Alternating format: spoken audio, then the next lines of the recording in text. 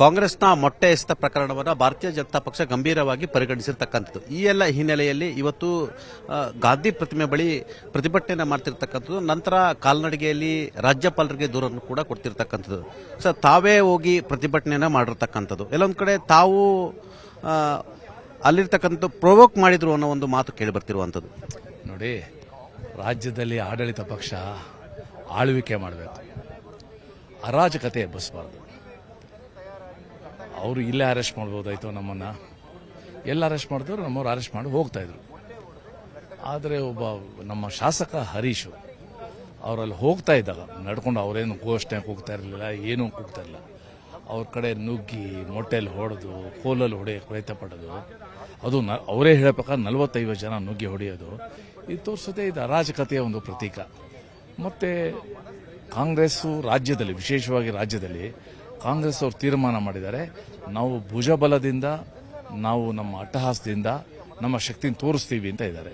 ಯಾಕಂದರೆ ಆಡಳಿತದಲ್ಲಿ ತೋರ್ಸಂಗೆ ಏನು ಉಳಿದಿಲ್ವಲ್ಲ, ಅದಕ್ಕೋಸ್ಕರ ಇದು ಒಂದು ಆಡಳಿತ ಪಕ್ಷ ಅರಾಜಕತೆನ ತೋರಿಸೋದು ಯೋಗ್ಯ ಅಲ್ಲ. ಇದು ಸರ್, ಇದು ರಾಜಕೀಕರಣಗೊಳ್ತಿರ್ತಕ್ಕಂಥದ್ದು ಯಾರಿಂದ ಸರ್? ಈಗ ವಿದ್ಯಾರ್ಥಿಗಳು ಅಲ್ಲಿ ಪ್ರತಿಭಟನೆಯನ್ನು ಮಾಡ್ತಿರ್ತಕ್ಕಂಥದ್ದು, ಒಂದು ನಾಗರಿಕ ಸರ್ಕಾರಗಳು ಈಗ ಸಾರ್ವಜನಿಕ ವ್ಯವಸ್ಥೆಯಲ್ಲಿ ವಿದ್ಯಾರ್ಥಿಗಳು ಪ್ರತಿಭಟನೆ ಮಾಡಿದ್ರೆ ಅವರ ಸಮಸ್ಯೆಗಳನ್ನ ಆಲಿಸಬೇಕು. ನೀಟಲ್ಲಿ ಆಗಿರ್ತಕ್ಕಂಥ ಅಕ್ರಮಗಳು ಎಲ್ಲವೂ ಕೂಡ ಜಗಜಾಹಿರ ಇರ್ತಕ್ಕಂಥ. ಎಲ್ಲೊಂದ್ ಕಡೆ ಸರ್ಕಾರದ ಮೊಂಡುತನ ಇವತ್ತು ದೇಶಾದ್ಯಂತ ಯುವಜನರ ಆಕ್ರೋಶ ಕಾರಣ ಆಗ್ತಿದೆಯಾ?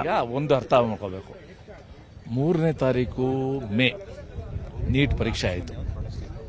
4ನೇ ದಿವಸನೇ ಇದು ಸೋರಿಕೆ ಆಗ್ತಾ ಇದೆ ಅಂತ ಗೊತ್ತಾದ ತಕ್ಷಣ ಸರ್ಕಾರ ಸಿಬಿಐಗೆ ಕೊಟ್ಟು ಸುಮಾರು ಜನ ಆರೋಪಿಗಳನ್ನ ಇವತ್ತು ಅರೆಸ್ಟ್ ಮಾಡಿದ್ದಾರೆ. ಮತ್ತೆ ನಾವು ಎಕ್ಸಾಮ್ ಮಾಡ್ತೀವಿ ಅಂತ ಹೇಳಿ ವಿದ್ಯಾರ್ಥಿಗಳಿಗೆಲ್ಲ ಧೈರ್ಯ ಕೊಟ್ಟು ಇನ್ನೊಂದ್ಸಲ ಇದು ಪ್ರಮಾದ ಆಗದಂಗೆ ನಾವು ಮಾಡ್ತೀವಿ ಅಂತ ಇವತ್ತು ಎಕ್ಸಾಮೂ ಆಗಿ ರಿಸಲ್ಟು ಕೂಡ ಬಂದಿದೆ. ಅವ್ರು ಯಾರು supreme court chief justice cockroach ಅಂತ ಇಟ್ಕೊಂಡು ಕಾಕ್ರೋಚ್ ಪಾರ್ಟಿ ಆಫ್ ಇಂಡಿಯಾ ಅಂತ ಮಾಡಿ, ಅದ ಕಾಕ್ರೋಚ್ ಜನತಾ ಪಾರ್ಟಿ ಅಂತ ಮಾಡಿ, ಒಂದ್ಸಲ ಬಂದು ಧರಣಿ ಮಾಡಿ ಮೊನ್ನೆ 2ನೇ ಸಲ ಕೂತಿದ್ದಾರೆ. ಇವಾಗೆಲ್ಲ ರಿಸಲ್ಟ್ ಎಲ್ಲ ಬಂದ್ಬಿಟ್ಟಿದೆ. ವಿಶೇಷವಾಗಿ ಕೇಂದ್ರ ಸರ್ಕಾರ ಹೇಳ್ತಿದೆ, ಡಿಬೇಟ್ಗೆ ಸದ್ಯ ಇದು ಸಿಸ್ಟಮೆಟಿಕ್ ಫೇಲ್ಯೂರ್, ವ್ಯವಸ್ಥೆಯಲ್ಲಿ ಆಗಿರೋ ಒಂದು ವೈಫಲ್ಯ. ಅದನ್ನು ನಾವೆಲ್ಲರೂ ಕೂಡ ಸರಿ ಮಾಡಬೇಕು. ವಿದ್ಯಾರ್ಥಿಗಳನ್ನ ದಾಳ ಮಾಡ್ಕೋಬಾರ್ದು. ಇಷ್ಟಾದರೂ ಕೂಡ ಮೊದಲು ಕಾಕ್ರೋಚ್ ಪಾರ್ಟಿ ಒಂದು ಬಂದ, ಆಮೇಲೆ ಅರವಿಂದ್ ಕೇಜ್ರಿವಾಲ್, ಈಗ ರಾಹುಲ್ ಗಾಂಧಿ, ಈಗ ಅವರ ನಡುವಿನ ಒಬ್ಬರು ರಾಜಕೀಯ ಮೇಲಾಟ ವಿದ್ಯಾರ್ಥಿಗಳನ್ನ ಇವತ್ತು ದಾಳ ಮಾಡಿಕೊಂಡಿದೆ.